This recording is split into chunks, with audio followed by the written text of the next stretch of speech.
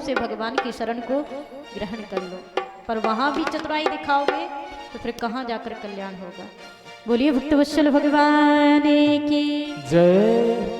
भगवान स्वधाम से धारते हैं और सभी देवताओं के लोगों को पवित्र करते हुए अपने धाम में पधारते हैं। सभी भाव से जयकारा लगाएंगे। बोलिए द्वारकाधीश भगवान की जय हो। भक्तवत्सल भगवान की जय हो। इसके बाद सुखदेव जी ने कलयुग के राजवंशों का वर्णन किया, परीक्षित को अंतिम उपदेश दिया। राजा परीक्षित उनका संपूर्ण उपदेश बड़े ध्यान से श्रवण करते हैं, फिर उनके चरणों के तने को और पास खिसकाते हैं। उन्होंने कलयुग के सभी गुण दोषों का वर्णन सुना है, नाम संकीर्तन की महिमा को भी सुना है कि इस कलयुग में मनुष्य को कोई विशेष प्रयास साधन करने की आवश्यकता नहीं है। कलियुग जोग जग नहीं ज्ञाना, एक आधार राम गुण गाना। कलियुग केवल हरि गुण गाहा, गावत नर पावई भव था। कलियुग केवल नाम धारा, सुमिर सुमिर नर उतना ही पारा। पर हाय रे कलयुग का मनुष्य, भगवान ने कहा कि तुम कुछ मत करना, कोई विशेष परिश्रम मत करना, वन में मत जाना, बड़े बड़े यज्ञ मत करना, योगी ज्ञानी सन्यासी मत बनना, बस छल कपट को छोड़कर मेरा भजन करना, मेरे गुणों को श्रवण करना, गुणों का गान करना, तुम्हारा कल्याण हो जाएगा। पर हम तो वो भी नहीं कर पाते, हमसे तो वो भी नहीं बनता।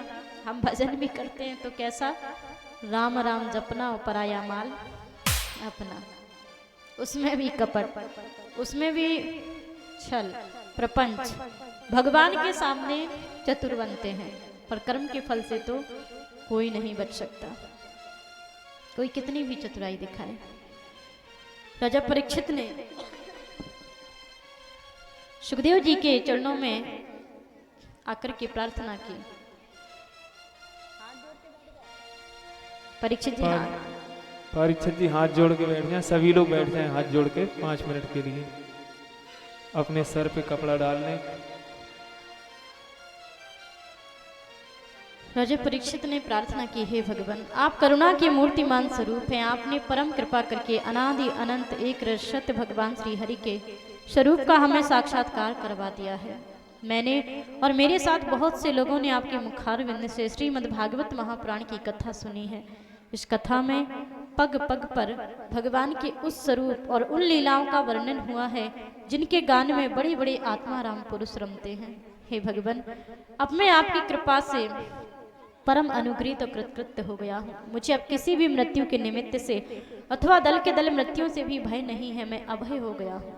हे प्रभु, अब आप मुझे आज्ञा दें कि मैं अपनी वाणी को बंद कर लूँ, मौन हो जाऊं, और मेरा चित्त जो इस समय कामनाओं से रहित हो चुका है, वासनाओं से रहित हो चुका है, शुद्ध और पवित्र हो चुका है, उस शुद्ध चित्त को इंद्रियातीत परमात्मा के चिंतन में समाहित करके स्वयं ही अपने प्राणों का त्याग कर दूं। सूत जी कहते हैं, हे शौनक जी, राजा परीक्षित ने इस प्रकार सुखदेव जी से कहकर बड़े प्रेम से उनकी पूजा की और सुखदेव जी उनसे विदा लेकर समागत त्यागी महात्मा भिक्षुओं के साथ वहां से चले गए। राजा परीक्षित ने बिना किसी की सहायता के अपनी अंतरात्मा को परमात्मा के चिंतन में समाहित कर दिया। श्वासों का आवागमन रोक करके अपने चित्त को परमात्मा में लगा करके अपने प्राणों का त्याग कर दिया। उस समय ऐसा जान पड़ रहा था मानो किसी वृक्ष का ठूंठ हो, क्योंकि वो हिलडुल भी नहीं रहे थे, श्वास भी नहीं ले रहे थे। राजा परीक्षित ने तक्षक के आने के पूर्व ही अपनी आत्मा को परमात्मा में विलीन कर दिया। सूत जी कहते हैं, हे सौनकादि ऋषियों, मुनि कुमार श्रृंगी ने परीक्षित को जो श्राप दिया था, उनका भेजा हुआ तक्षक सर्प राजा परीक्षित को डसने के लिए उनके पास चला। रास्ते में उसने कश्यप नाम के एक ब्राह्मण को देखा जो सर्पों की विष की चिकित्सा करने में निपुण थे। उन्हें धन की आवश्यकता थी, इसलिए वो परीक्षित के पास जा रहे थे ताकि वो तक्षक के विष से उनकी रक्षा करें और धन प्राप्त करें। तक्षक ने बहुत सा धन देकर उन्हें वहीं से लौटा दिया, राजा परीक्षित के पास नहीं जाने दिया और उसने स्वयं ब्राह्मण का रूप धारण किया, क्योंकि वह इच्छा अनुसार रूप धारण कर सकता था। वो राजा परीक्षित के पास गया और अपने विषपूर्ण मुखों से उनके पैरों में डस लिया। राजा परीक्षित तक्षक के डसने के पहले ही ब्रह्म में स्थित हो चुके थे। तक्षक जब आया तब उनके शरीर में प्राण नहीं थे, केवल शरीर था, और तक्षक ने शरीर को डसा और तक्षक के विष की आग में उनका शरीर जल करके भस्म हो गया।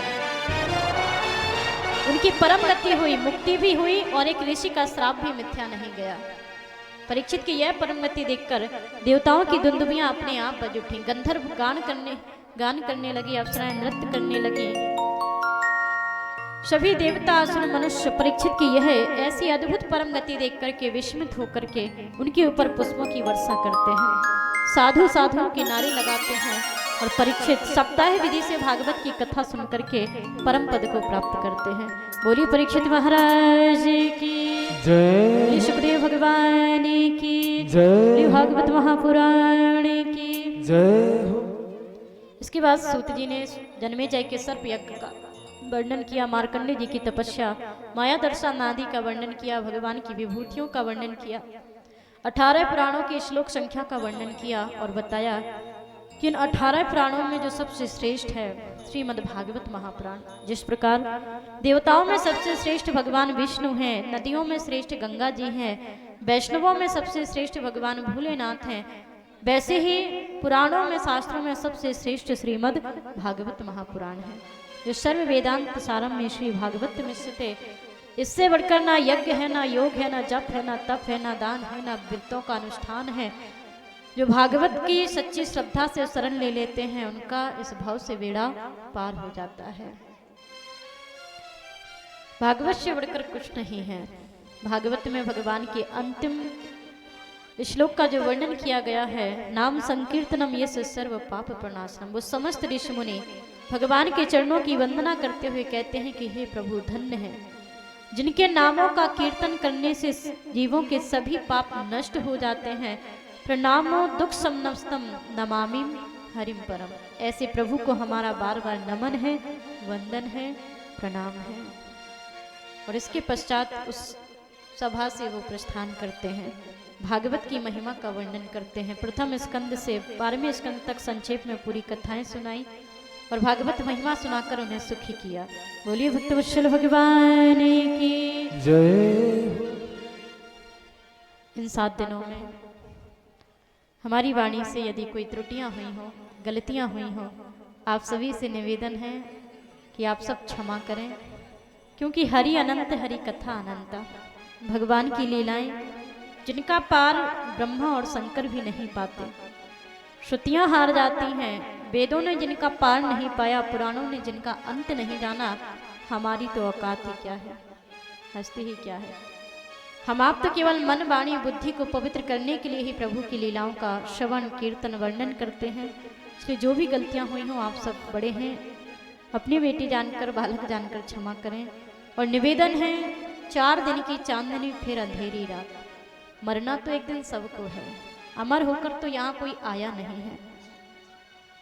इसलिए जो जीवन निकल गया उसका तो कुछ नहीं कर सकते, पर जो शेष बचा है उसे व्यर्थ के विवादों में, व्यर्थ के बैर में, विरोध में मत गवाएं।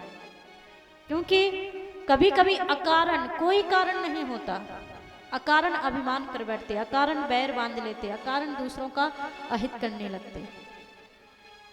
ऐसे जीवन नहीं चलता, उससे स्वयं का बुरा होता है, सामने वाले का नहीं होता है।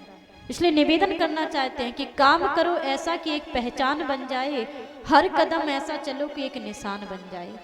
जिंदगी तो यहाँ सभी काट लेते हैं, आपकी कट जाएगी, हमारी कट जाएगी, सबकी कट जाएगी, पशु पक्षियों की भी कट जाती है, किसी की अच्छे से, किसी की बुरे से, किसी की सुख में, किसी की दुख में, पर कट सबकी जाती है। इसलिए निवेदन है, जितनी आप में सामर्थ्य है, अधिक बड़ा नहीं कर सकते, जितना कर सकते हैं अपने गांव के लिए, क्षेत्र के लिए, घर के लिए, परिवार के लिए, देश के लिए, वो अवश्य करें। हम दूसरों के गीत गाते हैं कि वो ऐसा है, वो वैसा है, उसने ये किया, उसने वो किया, हम भी तो मनुष्य हैं। जो समय भगवान ने उसे दिया है वो हमें भी तो दिया है, जो दिन रात उसके पास है वही तो हमारे पास है, पर कुछ उसका लाभ उठा रहे हैं तो कुछ उन्हें ऐसे ही व्यर्थ में गमा रहे हैं, भोग विलास मौज मस्ती में गमा रहे हैं। इसलिए निवेदन है, काम करो ऐसा कि एक पहचान बन जाए, हर कदम ऐसा चलो कि एक निशान बन जाए। जिंदगी तो यहाँ सभी काट लेते हैं, पर जिंदगी जियो ऐसी कि एक मिसाल बन जाए। कोई आपको याद करे, कोई कहे कि हाँ कोई था, कोई हुआ है। इसमें निवेदन है कि सभी आपस में प्रेम से रहें, हिल मिल के रहें, एक दूसरे के दुख को समझें और विपत्ति में एक दूसरे की मदद करें। क्योंकि जब हम किसी की दुख में मदद करेंगे तभी ईश्वर हमारी सहायता के लिए किसी को भेजेंगे। यदि हम किसी का उपहास करेंगे, किसी के दुख में मजे लेंगे, तो हम भी सुखी नहीं हो सकते। यदि आप किसी के सुख का कारण नहीं बन सकते तो किसी के दुख का कारण भी ना बने। धर्म नहीं कर सकते तो धर्म के कार्यों में विघ्न डालकर अधर्म के पाप के भागी ना बने। कुछ लोगों का स्वभाव होता है कि धर्म तो करते नहीं, तो कोई दूसरा करे तो उनसे देखा भी नहीं जाता, उसमें भी उन्हें आपत्ति होती है, बुराई होती है। आपको नहीं करना है, ये आपकी इच्छा है, आप भले ही ना करें, क्योंकि भगवान किसी को जबरदस्ती किसी धर्म से नहीं बांधते। ये आपकी स्वेच्छा है, आपको करना है करिए, नहीं करना है तो मत करिए। पर कोई दूसरा करे तो उसके मार्ग में बाधा मत बनिए, उसके कार्यों में विघ्न मत डालिए। क्योंकि दोष तब नहीं है जब आप धर्म नहीं करते हैं, दोष तब है कि जब आप स्वयं भी ना करें और दूसरा करे तो उसमें आप विघ्न डालें, उसको परेशान करें। आपको नहीं करना, आपको जो करना आपकी इच्छा पर निर्भर करता है। पर निवेदन है कि जितना बने अच्छा करें, किसी के साथ बुरा ना करें। यही जीवन का सार है कि जीवन में कुछ नहीं रखा है। लघु जीवन संवत पंचदशा कल्पांत नानास गुमा नसा। हमें लगता है कि हमें कभी मरना ही नहीं है, परंतु मृत्यु तो अटल है, सत्य है। कब आ जाए, आज अच्छे भले बैठे हैं, कल क्या पता इस संसार में ही ना रहे। कब कौन एक्सीडेंट हो जाता है, कब कौन सी घटना घट जाती है, दुनिया को छोड़कर चले जाते हैं और सब यहीं धरा के धरा रह जाता है, सब पड़ा रह जाता है। इसलिए निवेदन है कि बने तो अच्छा करें, बुरा ना करें। बोलिए भक्तवत्सल भगवान की जय। सभी विदाई गीत को श्रवण करेंगे, इसके बाद आरती एवं प्रसाद। पत्ता